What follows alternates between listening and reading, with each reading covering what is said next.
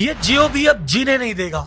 खुश हो रहे थे ना तुम अनंत अंबानी की शादी देख के, खर्चा तुम ही से वसूल कर लिया मोटा भाई ने। पहले आदमी का काम रोटी कपड़ा मकान में चल जाता था, पर मोटा भाई ने आदत लगाई कि नहीं, रोटी कपड़ा मकान के साथ इंटरनेट की आदत डालो, डेटा की आदत डालो। अब डेटा की जब आदत डल गई तो आटे के साथ साथ डेटा भी महंगा हो गया। अब जब मोटा भाई ने किया तो इसके पीछे पीछे एयरटेल ने और वीआई ने भी कर दिया कि गाली तो मोटा भाई खा ही रहे हैं, पीछे हम भी माल कूट लें। एक ही झटके में तीनों ने मिलकर 50,000 करोड़ का मुनाफा कर लिया एक डिसीजन से। अधिकतर भारतीयों की पहली सिम जो थी वो बीएसएनएल थी, पत्नी की तरह बढ़िया से साथ निभा रही थी।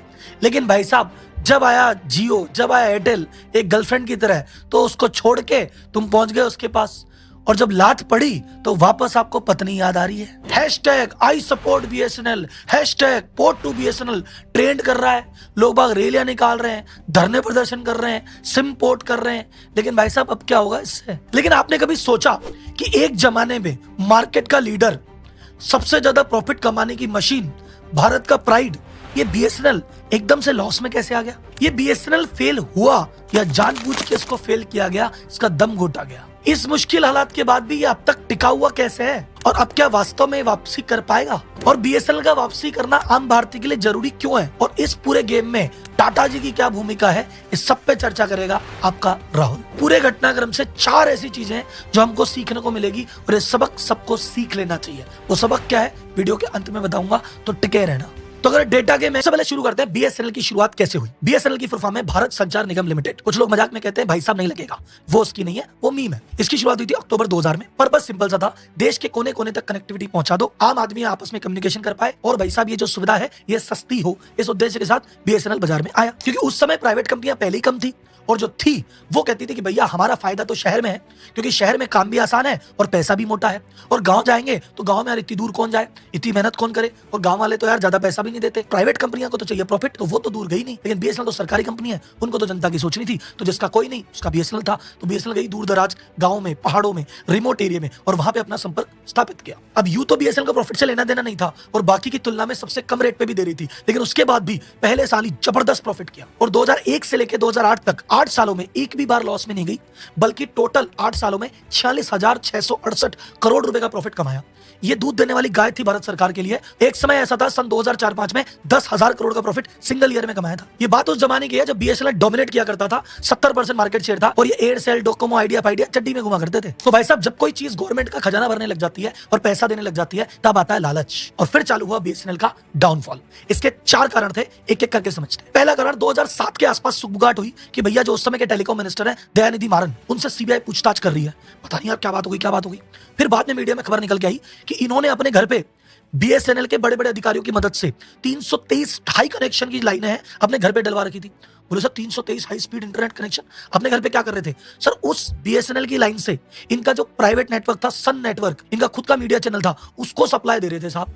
अब बताओ, सरकारी पैसों से, बीएसएनएल के पैसों से प्राइवेट मीडिया चल रहा है। तो अब जब ये गड़बड़ी पकड़ में आई तो दयानिधि मारन ने किया रिजाइन।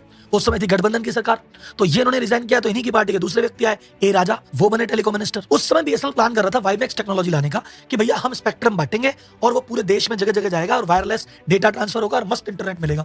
पर उसका जो एक्शन हुआ 2G स्पेक्ट्रम का, उसमें हो गया 2G घोटाला, जो अखबार में आ रहा था ना, 1,76,000 करोड़ का घोटाला। बस उस घोटाले के बाद से बीएसएनएल के उल्टे दिन चालू हो गए, और ऐसा लॉस लगा कि वो लॉस हर साल बढ़ता ही रहा, और आज तक प्रॉफिट की शक्ल बीएसएनएल ने नहीं देखी है। हालांकि बाद में सुप्रीम कोर्ट ने भाई साहब ए राजा को बरी कर दिया, तो भाई साहब इसको भी घोटाला कह सकते नहीं कह सकते, ये आप मुझे कमेंट बॉक्स में बताओ। अब देखो बीएसएनएल में गड़बड़ियां निकल गई 2 बड़ी। एक टेलीकॉम मिनिस्टर भाई साहब घर पे लाइनें ले रहा है, दूसरा टेलीकॉम मिनिस्टर घोटाले कर रहा है। तो अब की बार बीएसएनएल पे आ गई सबकी नजरें, सीबीआई वैसे में इन्वॉल्व हो गए कि यार बीएसएनएल में बहुत बड़ी गड़बड़ी चल रही है, ये तो दूध देने वाली गाय है, इस पे चेक करो। तो बड़े बड़े टेंडर छोड़ो, छोटे छोटे जो टेंडर थे ना, उस पे भी निगरानी। और ऐसा नहीं कि फालतू की जांच थी, जांच करी तो छोटे छोटे टेंडर में भी गड़बड़ियां निकली। पता चला कि भाई साहब ऐसी ऐसी कंपनियां टेंडर भर रही है जिनके कोई एड्रेस ही नहीं है, नाम पता ही नहीं है, शेल कंपनीज है। नोकिया जैसी कंपनी रिजेक्ट हो रही है और शेल कंपनी सिलेक्ट हो रही है। अब इधर यहाँ पे गड़बड़ी चल रही है, उधर की तरफ एयरटेल अपना एक्सपेंशन करे जा रहा है, वोडाफोन अपना एक्सपेंशन कर रहा है, आइडिया अपना एक्सपेंशन कर रहा है। इनको कोई रोकने वाला ही नहीं, प्राइवेट प्लेयर चल रहे हैं, और इधर इसके हाथ पांव बांध दिए गए, क्योंकि कुछ नया ऑर्डर लेने जाए, बोले इसकी जांच होगी, इसमें गड़बड़ी, ये रद्द। ऐसा ही एक और किस्सा हुआ उस समय प्लान हुआ कि 9,30,000 जीएसएम की लाइनें बिछाई जाएगी, और ये इतना बड़ा प्रोजेक्ट था। उस समय इसकी वैल्यू थी $10 बिलियन, यानी आज के भाव में देखा जाए तो 80,000 करोड़ का प्रोजेक्ट। अगर ये प्रोजेक्ट हो जाता तो विश्व के सबसे बड़े प्रोजेक्ट में से एक प्रोजेक्ट होता है। फिर उसमें भी गड़बड़ी, सरकार ने कहा ये बीएसएनएल के नाम पे कुछ भी टेंडर निकलता है उसमें फिर गड़बड़ी, फिर जांच, और 2 मंत्री तो हट गए। क्या करें? बोले यार प्रोजेक्ट ही बंद करो, कुछ नहीं कर रहे नया। तो उसमें भाई साहब नया इक्विपमेंट खरीदना ही नहीं, नए टावर लगाने ही नहीं, जो पड़ा है उसको चलने दो। तो इस तरह से उसके हाथ पांव बांध के बीएसएनएल को भटक दिया साइड में, और इधर प्राइवेट प्लेयर मनमाने तरीके से आगे बढ़ते रहे। ये था सबसे प्रमुख कारण जिसकी वजह से बीएसएनएल की ग्रोथ एकदम से रुक गई। सेकंड सबसे बड़ी गलती, रूड स्टाफ और इनका अग्रेसिव बिहेवियर। सरकारी कंपनी थी तो बीएसएनएल के कर्मचारियों में घमंड, अरे साहब मार्केट लीडर है, हम करेंगे तो है, हमारे आगे कौन। सपोज मुझे ब्रॉडबैंड का कनेक्शन लेना है, एक प्राइवेट कंपनी को एयरटेल को फोन लगाऊंगा ना, एयरटेल वाला अगले दिन आएगा, कनेक्शन लगाएगा, एक आईडी लेके चला जाएगा।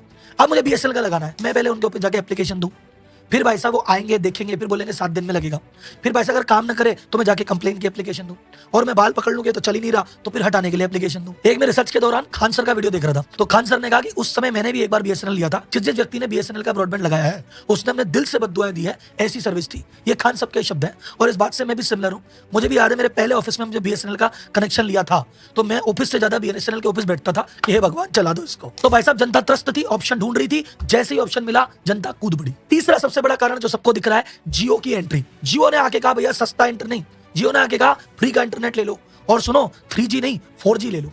और जनता को जब एक बार 3G की जगह 4G का चस्का लग गया तो इधर तो भाई साहब बीएसएनएल आधा अभी 2G पे पड़ा है, थोड़ा बहुत 3G पे है, और इधर बात हो रही है 4G की, तो कौन जाएगा 2G 3G में जब 4G अवेलेबल है। बीएसएनएल तो छोड़ो साहब, उस समय तो टाटा डोकोमो भी गया, एयरसेल भी गया, वोडाफोन का शेयर टूटा, आइडिया का शेयर टूटा, ये तो दोनों हाथ मिलाए तब जाके जिंदा है। इतनी आंधी आई थी जियो की, तो बहुत सारी ऐसी कंपनियां जो और खत्म हो गई, मुझे अभी नाम याद नहीं आ रहा कौन कौन सा है, मुझे चैट बॉक्स में बताओ। चौथा जो मुख्य कारण था वो भी बीएसएनएल का इंटरनल कारण था, इनकी इनएफिशिएंसी। इनएफिशिएंसी मतलब एक होता है टेक आरपू, आरपू मतलब एवरेज रेवेन्यू पर यूजर, एक यूजर से कितना कमाते हो, ठीक।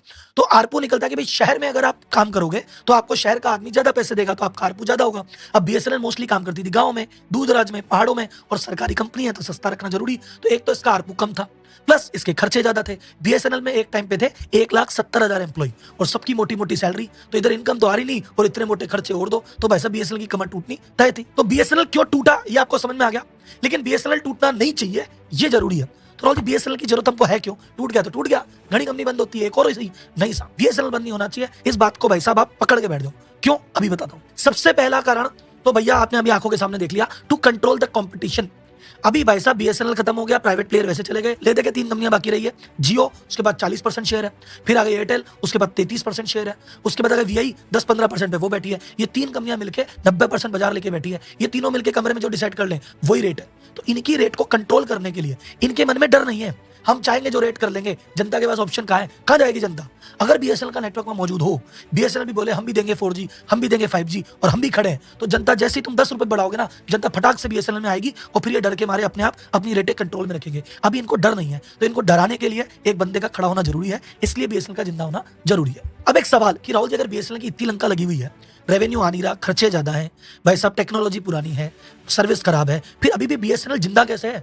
जब डोकोमो खत्म हो गया, एयरसेल खत्म हो गया, तो बीएसएनएल को भी खत्म हो जाना चाहिए। इसके 2 कारण है खत्म क्यों नहीं हुआ। पहला कारण भाई साहब दुआओं ने बचा लिया, क्योंकि बीएसएनएल ने ऐसी ऐसे गांव में, ऐसे ऐसे ढाणियों में, ऐसे ऐसे पहाड़ों में कनेक्शन लगा रखा है कि जहां पे ना अभी तक जियो एयरटेल गए हैं, ना ये जाने की सोच रहे हैं अगले 5 साल में, बोले इतनी दूर हम ना जाए, और वहां बीएसएनएल पहुंच गया था उनकी सुविधा देने के लिए। तो भाई साहब वहां कोई है ही नहीं, तो बीएसएनएल की वो सिम तो कभी बंद नहीं होगी, तो इसलिए एक तो खड़ा रहा।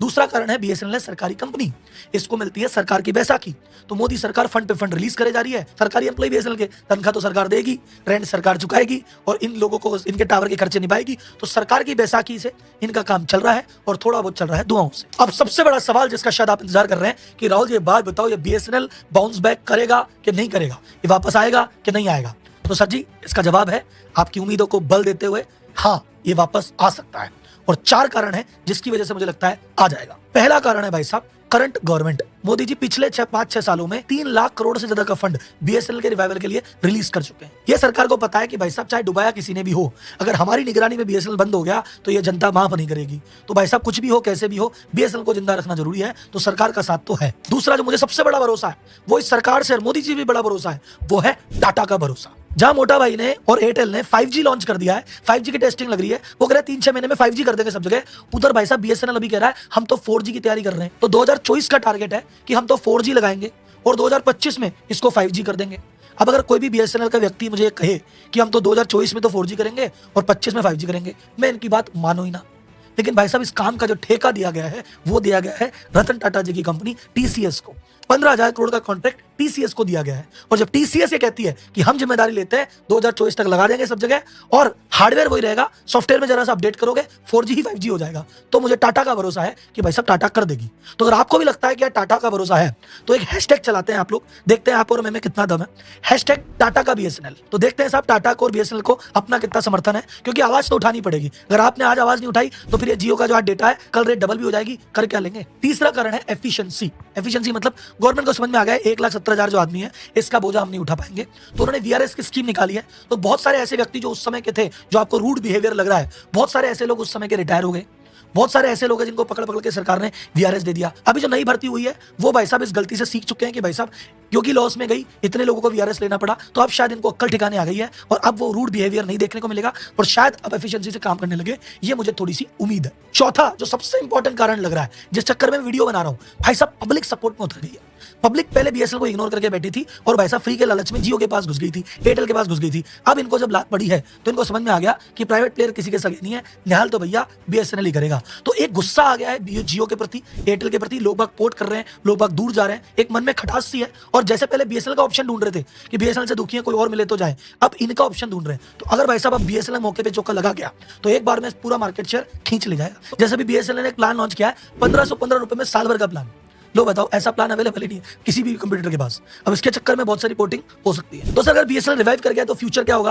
फ्यूचर में या तो जियो को और एयरटेल को अपनी रेट गिरानी पड़ेगी, और अगर नहीं भी गिराई तो भविष्य में अगले 2-5 साल तक बढ़ाने की तो सोचेंगे ही नहीं। अब इस पूरे प्रकरण में 4 बातें सीखने को मिलती है और ये 4 बातें भैया गांठ बांध के रख लेना, नहीं तो जिंदगी तुम्हें लेसन सिखा रही, सीख लो, नहीं तो फिर लात मारेगी। तो पहली बात, किसी भी चीज की आदत मत डालो। आज तुम्हारा फायदा इस क्यों उठाया जा रहा है, शोषण क्यों हो रहा है, तुम्हारी आदत पड़ गई, बिना उसके रह नहीं पाओगे, इसीलिए तो हो रहा है। तो आदत पड़ी तो मरे, इसलिए किसी चीज की आदत नहीं डालनी। दूसरी लर्निंग, जिंदगी में कुछ भी फ्री नहीं मिलता। अगर तुम्हें कुछ फ्री दिया जा रहा है तो तुम्हारा आज नहीं तो कल, ऐसे नहीं तो वैसे, कहीं ना कहीं पे भार तो तुम पे आने ही वाला है। तो पहले फ्री की सिम लेके उछल रहे थे, अब सबक मिल गया। तो कोई भी आदमी कुछ सस्ता दे, फ्री में दे, तो ये सोच के मत देखना कि मजे आ गए, वो मजा तुमसे ही वसूला जाएगा। तीसरा, ये चीज अपन को बीएसएनएल से सीखने को मिलती है कि अपग्रेड करोगे तो जिंदा रहोगे। जब दुनिया 2G से 3 पे गई, 3 से 4G पे, 4G से 5G पे, और बीएसएनएल नहीं जा पाया, तभी तो उसकी हालत खराब है। मान लो कितना करप्शन हो रहा है, कितने ही एम्प्लॉई हैं, लेकिन अगर ये साथ के साथ 3G 4G 5G जाता तो भाई साहब बीएसएनएल के इतने बुरे दिन तो नहीं आते, क्योंकि ये बदला नहीं, इसलिए मारा गया। और चौथा, last but not the least, ज्यादा घमंड ठीक नहीं है। ज्यादा घमंड रावण का ही नहीं रहा। तो जियो एयरटेल को लग रहा हम ही मार्केट के बादशाह हैं, चाहे जो कर लें। भाई साहब ये घमंड भी टूटेगा, बीएसएनएल को वापस आने दो। तो भाई साहब वीडियो यहाँ पे होता है खत्म, लेकिन हमारा काम खत्म नहीं हुआ है। अभी ट्विटर पे जाना है, हैशटैग टाटा का बीएसएनएल डालना है, अपने विचार डालना है और नंबर 1 इसको ट्रेन कराना है। ठीक है, अगली वीडियो में अगले मुद्दे को लेकर फिर आएंगे। तब तक के लिए राम राम भाई। जनता